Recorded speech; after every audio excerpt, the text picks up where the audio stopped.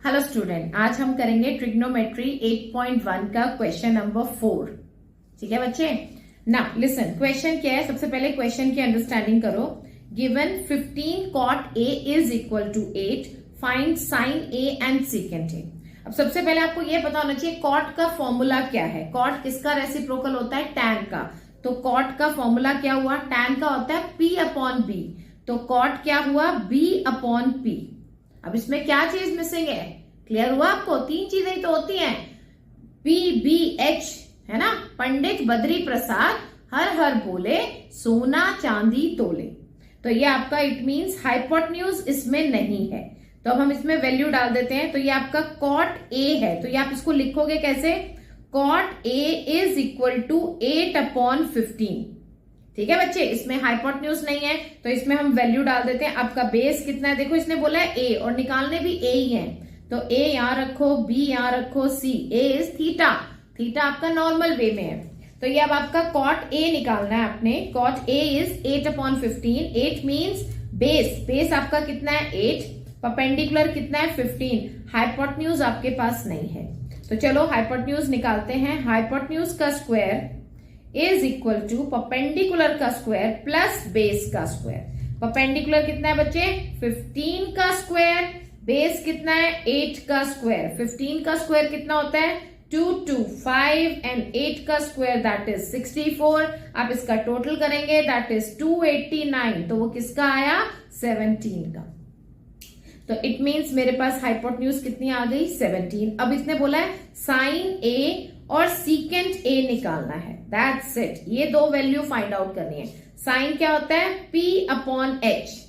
Secant किसका reciprocal होता है? कॉस का। मैंने वो कितनी बार बोला है? S का C, CS का C, कॉस। तो ये कॉस का उल्टा क्या है? सीकेंट। यहाँ पे साइन का उल्टा क्या होता है? Cos secant. ये चीजें आपको आनी चाहिए। ये याद हो गई तो समझो पूरा आपको ये ट्रिग्नोमेट्री क्लियर हो जाता है। ठीक है।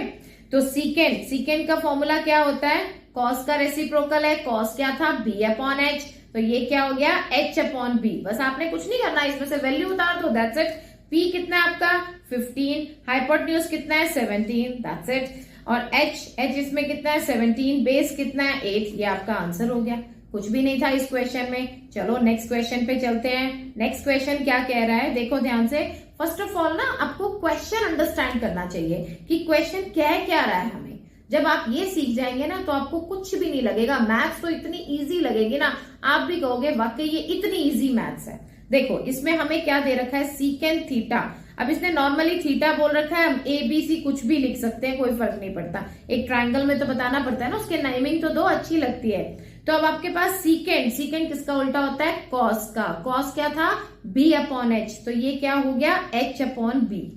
सीकेंट कॉस का रेसिप्रोकल होता है H upon B। It means मेरे पास परपेंडिकुलर नहीं है। तो और उसने क्या बोला है? अदर ट्रिग्नोमेट्री रेशियोज निकालो। सबसे पहले हम परपेंडिकुलर निकाल लेंगे, उसके बाद सीकेंट किसका उल्टा होता है? कॉस का। तो कॉस की वैल्यू तो आ ही गई मेरे पास। इससे अदर ट्रिग्नोमेट्री बोले। आपको पता है अदर होते कौन कौन से हैं? Sine, cos, tan.